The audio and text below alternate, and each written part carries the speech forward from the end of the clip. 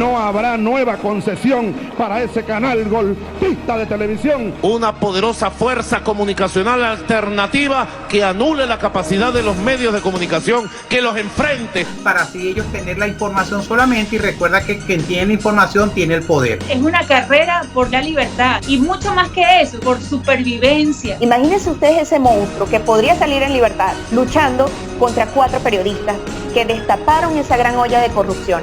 De narcotráfico y terrorismo, catalogados como patrocinadores de estas dos actividades criminales. Donde las agresiones a periodistas y medios son precisamente una política de Estado en curso. Limitaciones propias que una dictadura o un régimen autoritario para el libre ejercicio de la profesión. De ahora esto que pues sencillamente es nuestra nueva pantalla, nuestra nueva radio, nuestro nuevo canal de televisión.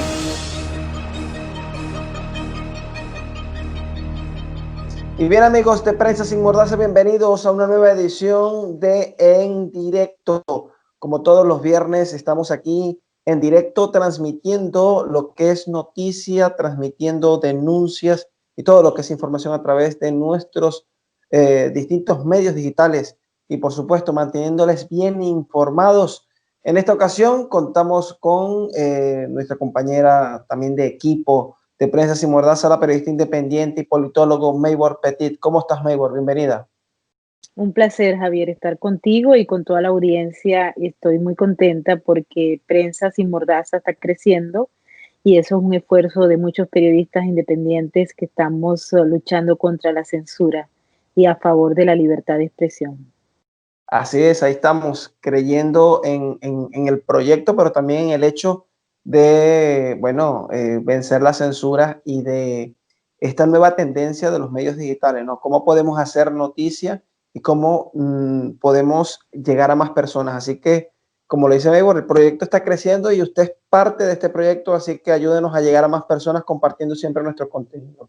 Y como saben, pues Maybor está en Nueva York, es una periodista independiente que sigue muy de cerca lo que son los hechos noticiosos relacionados siempre en lo que tiene que ver con el narcotráfico. Maybor está allí, siempre llevando el periodismo de investigación de la mano. Para mí es una referencia al periodismo de investigación tanto latinoamericano como en Venezuela. Y Maybor, pero en este momento pues lo que nos atañe un poco más son las elecciones en los Estados Unidos. Ha pasado de todo. Yo, más allá de irme al hecho noticioso, lo que me gustaría es un poco analizar qué está pasando en Estados Unidos, porque en los últimos años, y ayer es decir, el día miércoles casualmente, conversaba con Michelle McNatt, que también pues analiza, ya obviamente es demócrata, pero analizábamos un poco el tema de por qué las elecciones se han tornado tan fuertes desde el punto de vista político, desde el punto de vista electoral, los discursos, los medios de comunicación. ¿Por qué esta corriente electoral ha tendido a ser tan violenta inclusive? Mira, te explico para que muchos de los que están fuera de los Estados Unidos entiendan cuál es el proceso que se está llevando a cabo. Aquí hay en la plataforma de presentación 2 partidos que son mayoritarios e históricos. Uno de ellos, el Partido Demócrata, que ha permanecido en el poder muchísimos años, y el Partido Republicano. En estas contiendas, y prácticamente desde las últimas elecciones, el Partido Demócrata se ha venido girando hacia la izquierda. No todos los demócratas, una parte importante del partido, sigue comulgando con los principios democráticos de centro, pero hay una parte que ha ido hacia la tendencia de izquierda y ha comulgado con estas agendas globalistas, estos modelos diferentes a lo que representa la cultura real del ciudadano norteamericano que expresa lo que es ser estadounidense. Entonces, ahí hay un elemento clave. Y el Partido Republicano, que es el que está en estos momentos en el poder, ha tendido siempre a mantenerse hacia el ala conservadora, buscando obviamente y reportando todo lo que son las políticas de libre mercado, de defensa de las empresas, etc. En el Partido Republicano hubo un solo candidato, que es el actual presidente Donald Trump. En el Partido Demócrata hubo varios candidatos que se entremezclaron entre sí con su posición ideológica. Y eso es lo que se está presenciando, porque hay dos corrientes.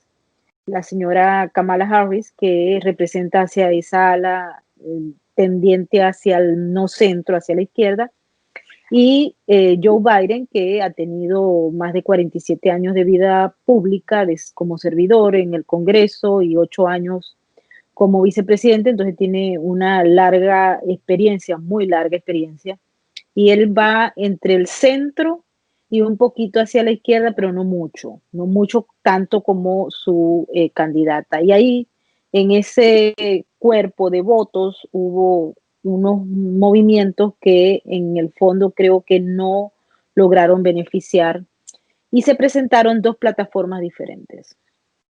En una, que es la demócrata, se va hacia esa política globalista, donde se premia, por ejemplo, todo lo que es la parte del cambio climático, los derechos de la mujer al aborto, todo esto, agenda globalista que se llama.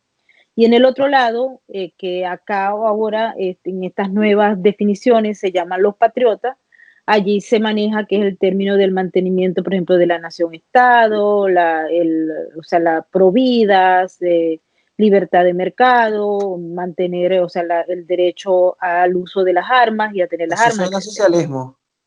No, tenerlas, no, una parte pareciera socialista, pero es la globalista. Pero aquí se llaman liberales. Y en el otro están los conservadores, que son los que quieren mantener el sistema como es. Ellos hablan de la ley y el orden, el establecimiento y mantenimiento del Estado de Derecho. Los otros quieren lo que se llama el defund de police, que es el de financiamiento de la policía, etc. Entonces son dos modelos de sociedad, de sistema, de economía y de política totalmente diferentes. El candidato Joe Biden, por ejemplo, dijo que quería eliminar todo lo que es la parte de las empresas petroleras, las empresas fósiles, para darle a la energía limpia el espacio dentro de su agenda. Mientras que el presidente Donald Trump es defensor de la empresa petrolera tal cual como está. Entonces, esto todo forma parte de las dos dinámicas y de las dos narrativas. Frente a esto, entonces, ¿qué fue lo que pasó? Se vino una elección muy atípica, en la que estos dos candidatos se enfrentaron con narrativas muy fuertes. Joe Biden tiene el apoyo no solamente de Wall Street, sino también de todos los grandes medios de comunicación, incluyendo a uno que se había considerado que estaba del lado de los conservadores, pero resulta que ahora no es así, y ha tenido un comportamiento bastante criticado, que es el canal Fox, de Noticias Fox. Pero los otros grandes canales como CNN, todos estos grandes medios están con este grupo y con la agenda y con los liberales, etc. Y ellos vendieron que prácticamente Donald Trump no tenía el apoyo de los ciudadanos, sino que era un personaje extremadamente odiado, que prácticamente estaba listo para salir de la política, porque de acuerdo a este grupo no había hecho un gobierno, una función que les diera satisfacción a ellos, sino todo lo contrario, porque mientras unos pelean a favor del aborto, está en contra del aborto, y así sucesivamente. El resultado es que eso que se vendió a través de las plataformas, de las redes sociales, de todo eso no ocurrió. Es decir, el pueblo norteamericano, cuando sale a votar, se expresa, y entonces resulta que hay un país dividido en dos pedazos. Eso es lo que hay. Un pedazo enorme de millones y millones de personas apoya a que los Estados Unidos sigan teniendo Estado de Derecho, opción al uso de las armas, etcétera, todo lo que te planteé anteriormente, y el otro, que es una agenda liberal, globalista, con favor al aborto, los grupos minoritarios, transgéneros, etcétera. Ahí estamos. Para decírtelo en clave, ahí estamos. Tenemos un país dividido, y en estos momentos se está contando un lado y otro. Lo importante es que esta experiencia yo creo que era necesaria. Todo el mundo está criticando y desesperado. Yo creo, desde el punto de vista del análisis politológico, que lo que está ocurriendo va en beneficio de la democracia de este país. Porque si se hubiese establecido e implantado un modelo de estos globalistas directamente, sin el consenso de unos, iba a ser complejo. Y si se iba a mantener el otro, también. Entonces, ¿qué es lo que está pasando ahora? Pero Maybor, al mismo tiempo vemos, por ejemplo, que los demócratas denuncian que ha sido Donald Trump el culpable de que él haya dividido el país y lo esté polarizando. Inclusive teníamos a Michelle McNatt hablando sobre la polarización promovida por Donald Trump durante los últimos... Esa es parte de la narrativa que se quiere imponer. O sea, tú tienes que evaluar de la manera más objetiva que puedas, poner todo sobre la mesa y qué es lo que hay. ¿Quién tiene acceso a las redes sociales y quién no tiene acceso?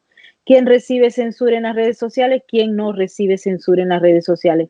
¿Quién tiene espacio para la tergiversación? ¿Quién tiene espacio para la no tergiversación? Todo eso se tiene que analizar. Yo te digo que la experiencia que estamos viviendo, yo te digo, yo voté aquí en la ciudad de Nueva York y es una ciudad 1000% liberal. ¿Ok? Así que yo de liberales sé, porque conozco todo, yo vivo alrededor de puros liberales estos globalistas. Y la experiencia nos trae la oportunidad de que las instituciones de los Estados Unidos sean capaces de activarse para definir quién es el que ganó estas elecciones. Porque si hubo denuncias de fraude o denuncias de irregularidades, porque no creo que se deba hablar de fraude, pero se han denunciado muchas irregularidades. Pero cuando esas irregularidades se llevan, hay un poco de abogados que están llevando a cada una de las cortes. Aquí está lo importante de los Estados Unidos. La columna vertebral del sistema norteamericano es el Estado de Derecho, es la aplicación de la justicia. Y ahí se va a ver. ¿La justicia va a reaccionar a favor de esto? Sí. ¿Quién va a ser el que va a dar a conocer quién es el presidente? ¿Quién fue el que escogieron? ¿Va a ser la Corte Suprema de Justicia o las entes de la justicia que estén determinados para ello? Y eso es un mecanismo que permite a las instituciones democráticas decir, aquí estamos nosotros y somos los que dominamos el proceso. Fuera de la política, es jurídico. Fuera de la política, ¿por qué? Porque la narrativa política te lleva a una dinámica que nunca va a parar. Pero en el caso de esta decisión que va a ser tomada en las cortes por jueces aplegados a la ley, porque tienen que estar apegados a la ley, porque de lo contrario, o uno de los grupos, o los republicanos, o los demócratas van a decir y van a criticar y se van a querer pelear unos con otros. Entonces, estamos atendiendo frente a un proceso en el que también la gente que votó, aquí el llamado we the people, es el we the people, es decir, nosotros, la gente, son los que estamos siendo beneficiados dentro de este proceso, porque como hay manipulación abundante, la gente que votó, que quiere que se les respete el voto, y si hay irregularidades de muertos que votaron, y de eso nosotros los venezolanos tenemos experiencia, pero muy alta, si hubo muertos que votaron, si hubo más votos que gente registrada, si hubo todas esas denuncias, van a ser evaluadas por profesionales y aquí el we the people, la gente cree en las instituciones, es decir, están preocupados porque no es usual, es un asunto atípico, pero se necesitaba para el fortalecimiento de las instituciones y para que la gente entienda qué es los Estados Unidos y cómo está conformado este sistema. Entonces no hay nada de lo que nosotros en estos momentos podamos preocuparnos, porque yo creo, y yo me vine de un país donde no hay instituciones, donde el socialismo carcomió todo lo que había allí, incluyendo la política, para un país donde al menos lo he visto con mi propio trabajo, voy a las cortes todos los días, a las fiscalías, a la ONU, y me doy cuenta que aquí las instituciones sirven todavía, funcionan, están activas, pueden aplicar justicia. Y esto es importante, esto es tal vez el elemento más importante de todo esto que estamos hablando. La base de la democracia es que las instituciones funcionen y que éstas hagan el trabajo correspondiente. Ahora, existe... Te quiero decir otra cosa, Javier. Dímelo. ¿Qué es lo que viene después de todo esto? O Pero sea, antes de ir allá, me gustaría entender algo, porque de hecho, el objetivo es llegar a ese punto. Sin embargo, en las redes sociales vemos a las personas de Latinoamérica, latinoamericanos defendiendo una posición, defendiendo otra. Vemos una polarización. El norteamericano, o como peyorativamente le llamamos el gringo, está tan afanado por obtener los resultados como los latinoamericanos que viven o siguen de cerca este tipo de escenario. Esto es una pregunta más periodística, tu visión como periodista también, ¿no? El hecho de que estás allí, que estás en Nueva York rodeada de liberales, como bien lo has podido expresar. ¿Hay tanta preocupación por parte del norteamericano en obtener los resultados, o realmente la polarización la están planteando más los medios? ¿Es una satanización por parte de los medios hacia el proceso electoral, o realmente toda la población está preocupada por lo que está ocurriendo, por lo que ha sido este proceso electoral, que creo ha sido inclusive más difícil que el anterior con Hillary Clinton? Te puedo decir que yo, afortunadamente, porque eso me permite conocer la esencia de este país, estoy rodeada diariamente por puros norteamericanos. Yo, para salir y reencontrarme con venezolanos, yo me voy por ahí por otros lados, pero mi vida transcurre con norteamericanos. Y ellos me han expresado su absoluta confianza a la decisión que se vaya a tomar en la Corte. Demócratas y republicanos están claros, porque esto esto ya ocurrió en una oportunidad, en otras oportunidades, y siempre se resuelve en la Corte. Entonces, el americano, el gringo, sabe que esto se va a resolver en la Corte, que esto no es un asunto, no, esto va a la Corte. Y la Corte, ellos dicen, la Corte tiene que hacerlo. ¿Por qué? Porque esa es su razón de ser. Y ellos lo van a resolver. El resto, muchas veces la gente entra en polémica porque no entiende el proceso. Y se van a decir, bueno, porque si este tiene más votos, que no sé qué, no entienden el proceso. Entonces, y en la otra parte son los grupos ideologizados. Los grupos ideologizados responden a ideologías y por tanto responden a agendas que tienen unas características y unos objetivos muy particulares. En ese caso, los ideologizados satanizan el sistema democrático, el Estado de Derecho, porque no lo quieren, porque lo quieren eliminar, porque ellos son grupos antisistema y por tanto quieren destruir el sistema, y una parte del sistema, por ejemplo, es la aplicación de la justicia, y eso equivale a las cortes, por ejemplo, la aplicación de la justicia incluye también los órganos como la policía, y ellos no quieren esa policía porque la policía aplica la justicia, entonces se van hacia el concepto del racismo. Una de las conversaciones que tuve hoy en la mañana acá cerca de la fiscalía donde andaba con un grupo de colegas es que ellos decían, bueno, si hay tantos millones de personas que votaron por Trump, quiere decir que esas millones de personas son todos racistas. ¿Por qué los latinos en varios estados votaron por Trump? Es decir, que toda esa gente es racista. De hecho, ganó la Florida. Porque entonces, ¿cuál es el concepto de racismo y cómo funciona esto, no? Estos son otros de los elementos que hay que estudiar dentro de este proceso. Porque si es racista, votó todo el mundo por él, o todo el grupo, una inmensa mayoría. Una inmensa mayoría se está esperando. Aquí hay una discusión también si son los brutos sin educación los que votaron por Trump y los muy educados los que votaron por Biden. Es decir, las zonas urbanas y las zonas rurales. Algo de eso he escuchado de parte de los demócratas, a afirmar que los que han votado por Trump son personas sin conocimiento, manipuladas por las redes sociales. Pero eso es en el caso de estos grupos que son ideologizados. Y entonces tratan de explicar el sistema y los modelos en función de una ideología. Creo que definitivamente, y esto va a ser estudio a futuro, mira, estuve conversando ayer con varios de las personas con las que yo estoy en la Universidad George Washington, y ellos me decían, a partir de este momento, porque no era verdad, se generó una narrativa falsa, porque aquí se decía que Joe Biden ganaba invicto, es decir, por mayoría arrasadora, y eso no es verdad. No es verdad, porque si no, no estuviéramos en este problema. No hubo una arrase significativo de todo, no. Si gana Joe Biden la presidencia o si gana Trump, ambos van a tener una muy cercana posición a lo que significan los 750 votos electorales, los electores que se requieren para ser presidente de este país. Son 270, ninguno ha llegado allí.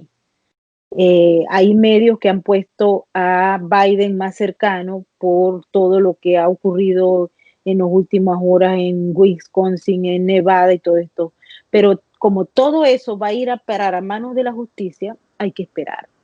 Pero si sale Joe Biden, va a salir con 270 votos electorales.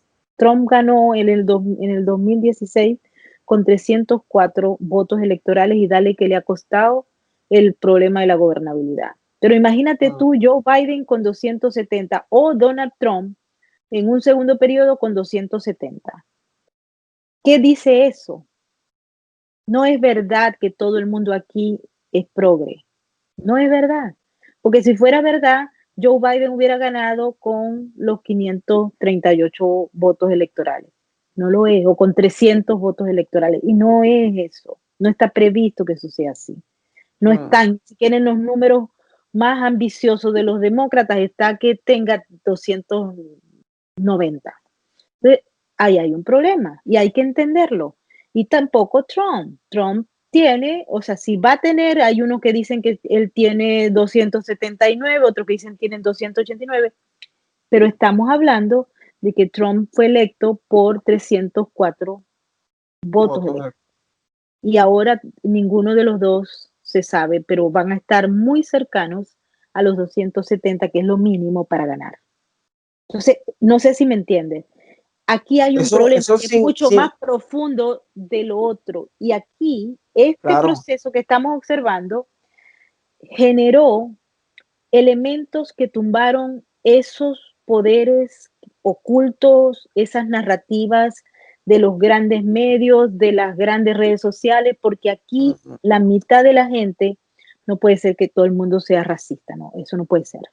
No puede ser que todos los que votaron por Trump, es decir, la mitad del país, sea racista, horripilante, no puede ser. Y no puede ser que los otros, o sea, aquí hay mitad de un país y otra mitad de un país dividido por la mitad. Lo dividió Trump, yo no creo que lo haya dividido Trump. No me importa que me caigan encima, porque tienes que, para decir que lo dividió Trump, te tienes que meter en la línea de los progres y dejar de revisar todo lo que estaba antes, cronológicamente e históricamente. Y entonces allí, cuando se revisa todo cronológicamente e históricamente, es que uno va a decir de dónde viene esa división, que es bien larga, tiene una larga data. Entonces, ahí es donde, ¿para dónde vamos? Ok. Ajá, Porque eso es lo ahí es donde llegamos al llegadero, porque llegamos al llegadero porque lo que se visualiza, a mi entender, lo que se visualiza aquí es que los votos están polarizados. Cada vez está la población más dividida y más segmentada en posiciones políticas mucho más firmes. Y de hecho, claro, pero son dos modelos políticos, dos modelos de sistema, dos modelos de gobierno absolutamente diferentes. Y uno tiene el enjambre de medios de comunicación social y de redes sociales, y el otro es la gente y un solo tipo. Porque vamos a estar claros. Vamos a estar claros. Por un lado, el Partido Demócrata tiene todos los medios de comunicación, nacionales e internacionales. Tiene las redes sociales, que son un grupo, las Big Tech, y a su gente. Y por el otro lado, ¿quién está? Está Trump y los millones esos que votaron por él. Te das cuenta que el panorama es complejo, o sea, por un lado, porque yo te puedo preguntar, ¿qué red social apoya a Trump, a esa plataforma de Trump, y a la gente que votó por Trump, que era una mayoría o una gente que no fue tocada en las encuestas, era una gente silenciosa, pero existe. ¿Y qué pasó con el poderío de las Big Tech que impusieron y ordenaron prácticamente votar por Biden y una parte de la gente no los oyó, no se sintieron agradados y no votaron? ¿Qué pasó con los grandes medios, con CNN, por ejemplo, con cualquier otro canal de televisión o Univision, no importa cuál, que ordenaban votar por Biden y satanizaban a Trump? ¿Qué pasó con ellos? ¿A quiénes le llegaron ellos? ¿Por qué no le llegaron a la otra parte que votó por Trump? Entonces, realmente esta experiencia era necesaria porque ahora las cosas están mucho más claras, a pesar de que parecen oscuras. Para los que nos andamos buscando 4 patas a un gato más la quinta pata, entendemos que esto ofreció muchísimo más elementos para el análisis porque se entendió que esos poderes no tocaban a todo el mundo, es decir, el trabajo de ellos no lo han terminado de hacer, que es entubar a todo el mundo por los intereses de ellos, y eso no se ha hecho. Hay gente que puede actuar de manera independiente.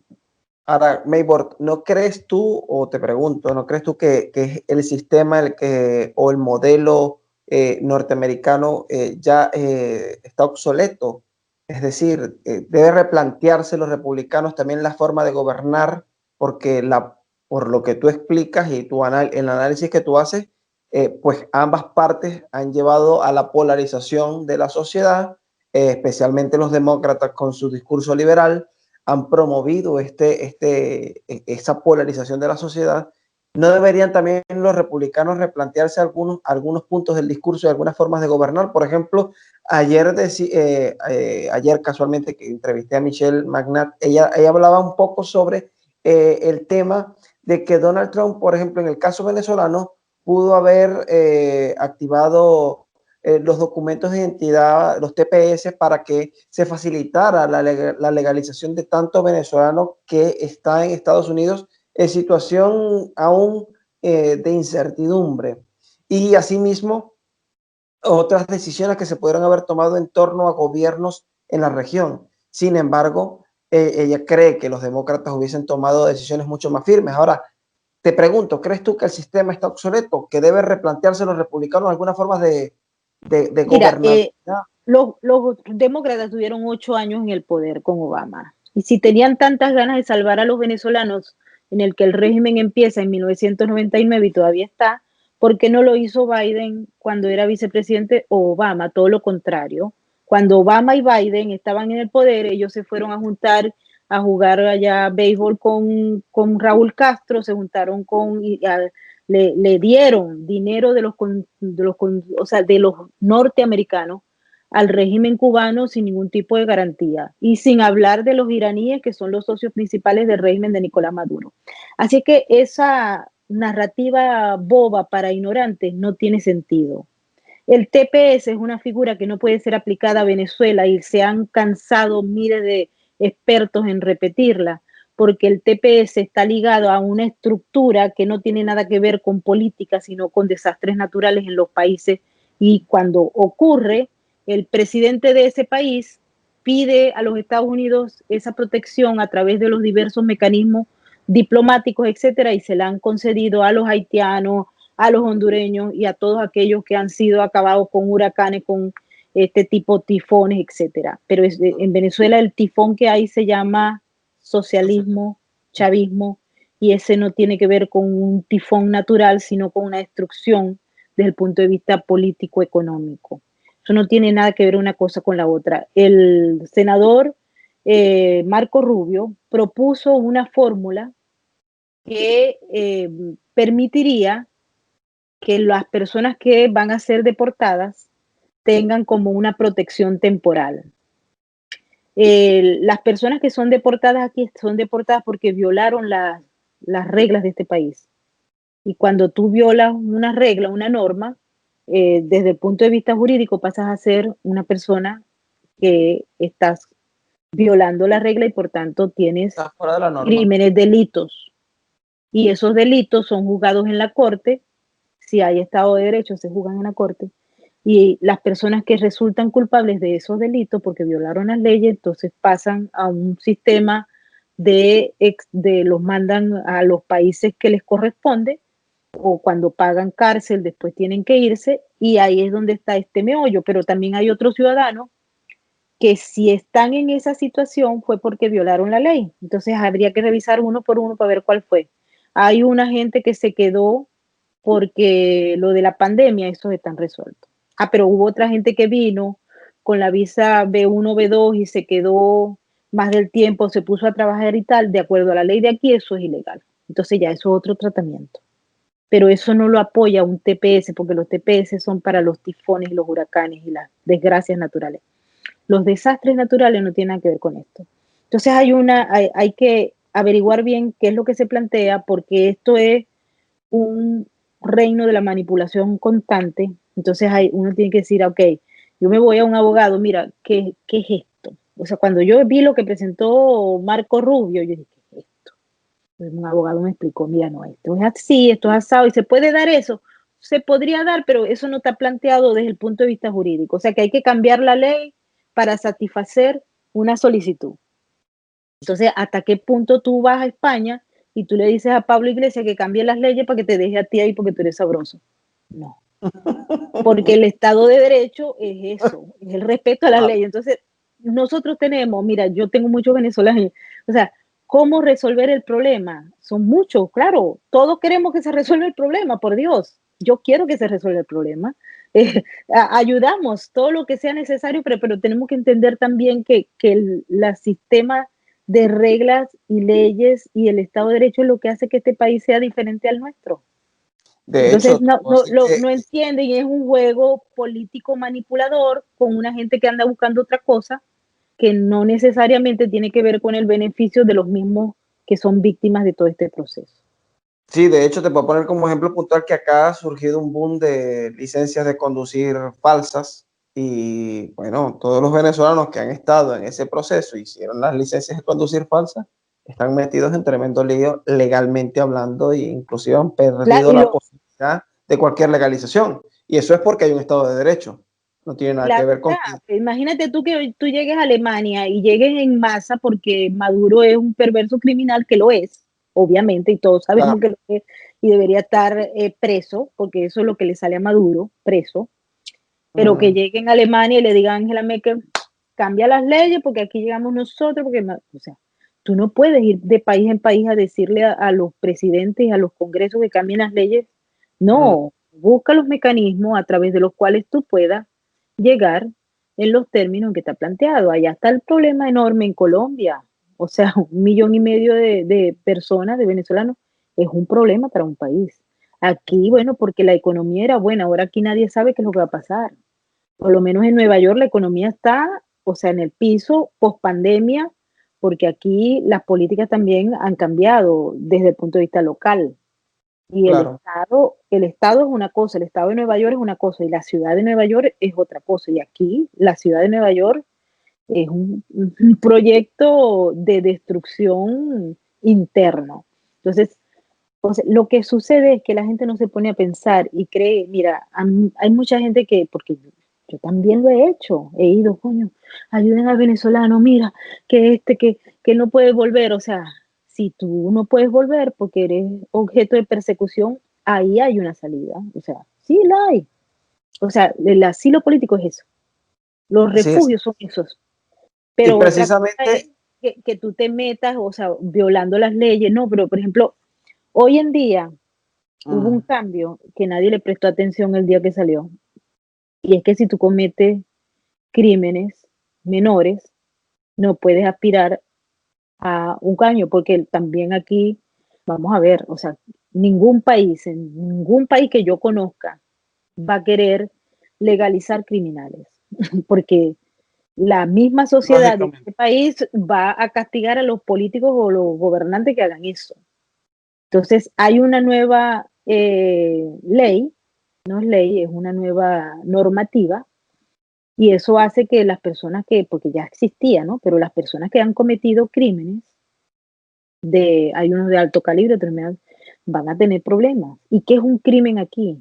Un crimen aquí es manejar borracho, no borracho, que te hayas tomado más de 4 o 5 cervezas y te pare un policía. Te dan unas cosas que llaman DUI y ahí entonces tienes un problema. O que te hayan acusado de violencia doméstica. O que hayas gritado a un policía y te hayan agarrado porque no respetaste la autoridad. O muchas otras cosas. Sí. Esos son crímenes, eso se llaman crímenes. Entonces, si tú tienes una hoja criminal, tienes problemas para la legalización. Pero eso es aquí y en todas partes. Yo no Así conozco es. ningún país que tenga Estado de Derecho que diga, bueno, todos los criminales, que se vengan para acá. O sea, no, tenemos que estar claros, aplicar la Centrado, por lógica y el supuesto. sentido común, porque de lo Ahora, contrario caemos en la manipulación. el llegadero, ¿cuál es? Es decir, ¿qué es lo que viene? ¿Qué es lo que va a pasar? Porque obviamente ya la polarización está, pues los delitos, es decir, el fraude o las irregularidades están siendo denunciadas. Hay algunos jueces que están inclusive rechazando las solicitudes de Donald Trump, lo cual inclusive demuestra el Estado de Derecho, porque los jueces tienen poder también para decir no, o sí, y esa idea de que Donald Trump es el supremo jefe del Estado Eso también norteamericano. forma parte de la narrativa. ¿Qué va a pasar aquí? A ver, va a haber un proceso que ya se está dando. Cualquiera que se declare ganador en este momento no es cierto. Hay que esperar que se produzcan las acciones de la Corte. Aquí hay cortes de condado, cortes estatales y cortes federales. Todo por lo que se ve y por lo que han dicho en los abogados esta semana, va a parar a cortes federales.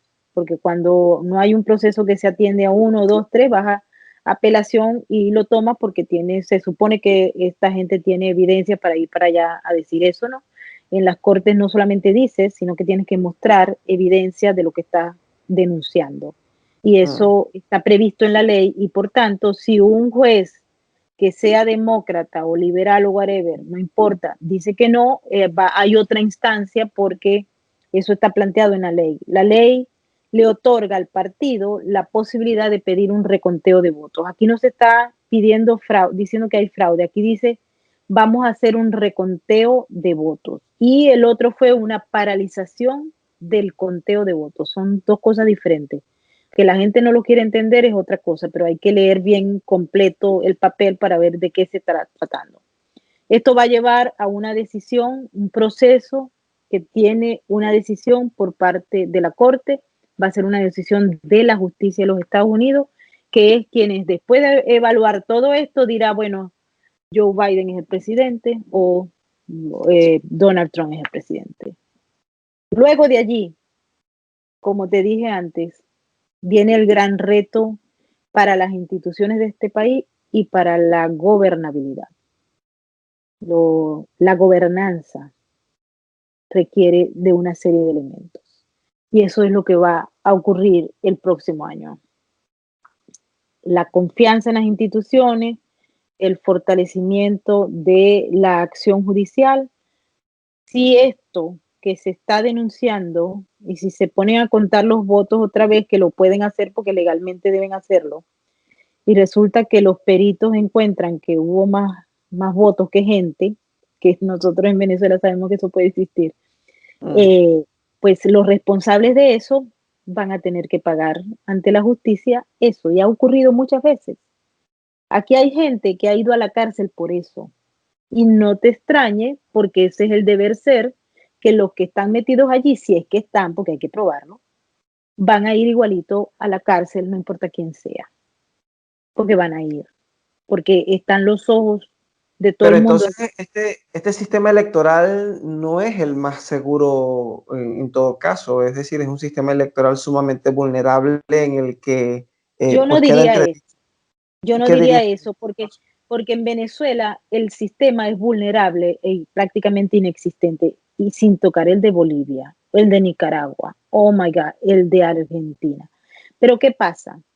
Que en Bolivia la mayoría hay un grupo de gente que dice que hubo fraude y mostró pruebas, pero no tienen a dónde ir, porque allá la justicia está en manos de Evo Morales Y no importa que vayan, la fiscalía, el otro, nadie quiere recibir las denuncias de fraude porque allí maneja todo una especie de cartel.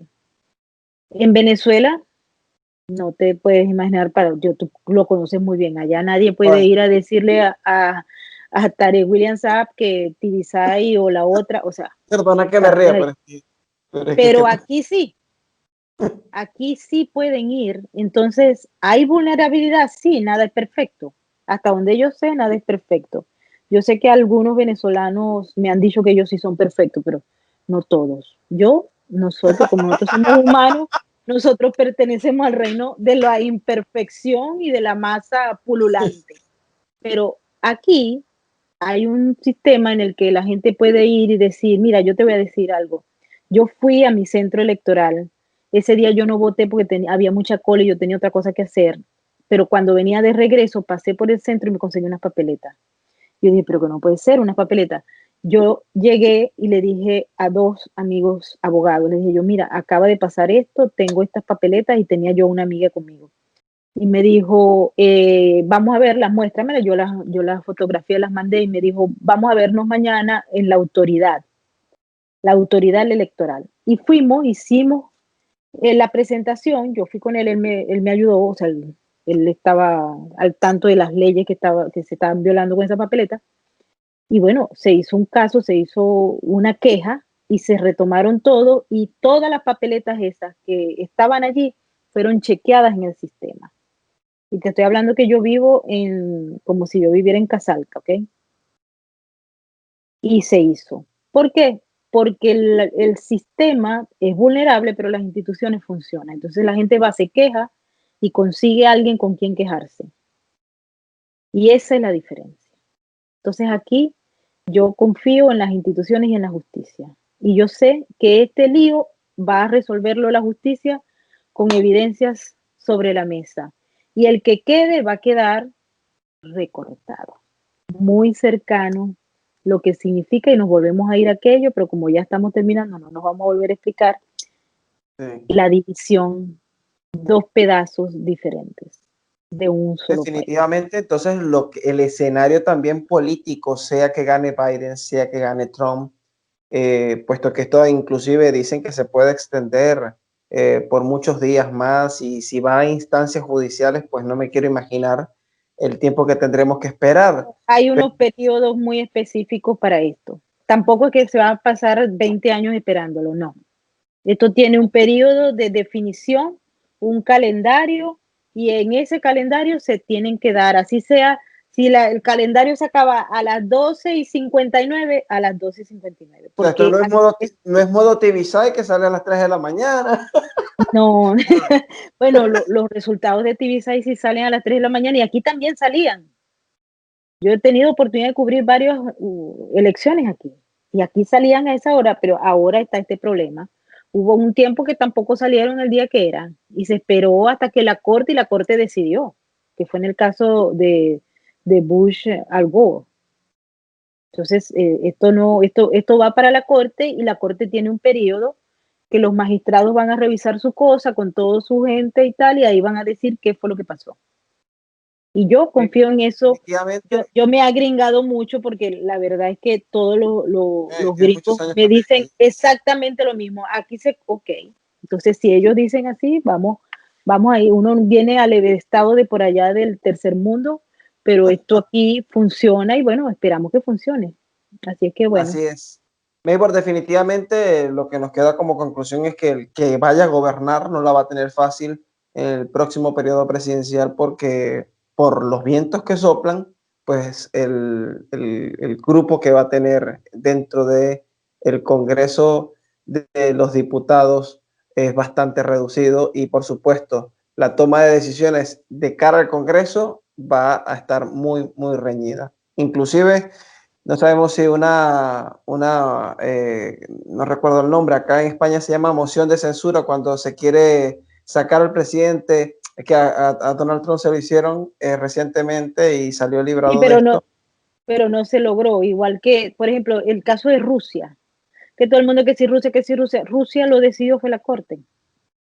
Si Rusia intervino o no, en las elecciones del 2016 eso se llevó a la corte y en la corte fue que se dijo que era lo que era y ya todo el mundo se acabó porque era una narrativa. Son cosas diferentes. Pero bueno, ya llegó el tiempo que nos tenemos que ir.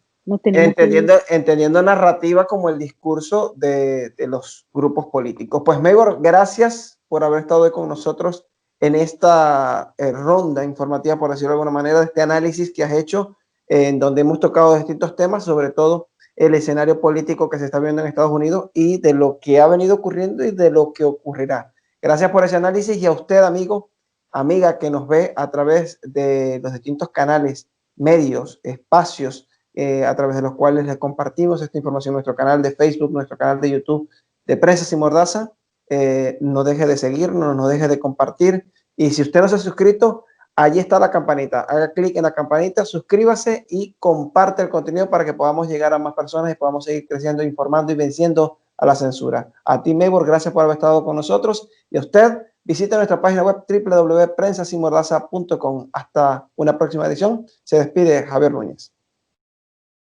No habrá nueva concesión para ese canal golpista de televisión. Una poderosa fuerza comunicacional alternativa que anule la capacidad de los medios de comunicación, que los enfrente. Para así ellos tener la información solamente, y recuerda que quien tiene la información tiene el poder. Es una carrera por la libertad y mucho más que eso, por supervivencia. Imagínense ustedes ese monstruo que podría salir en libertad luchando contra 4 periodistas que destaparon esa gran olla de corrupción, de narcotráfico y terrorismo, catalogados como patrocinadores de estas dos actividades criminales. Donde las agresiones a periodistas y medios son precisamente una política de Estado en curso. Limitaciones propias que una dictadura o un régimen autoritario para el libre ejercicio de la profesión. De ahora esto que pues sencillamente es nuestra nueva pantalla, nuestra nueva radio, nuestro nuevo canal de televisión.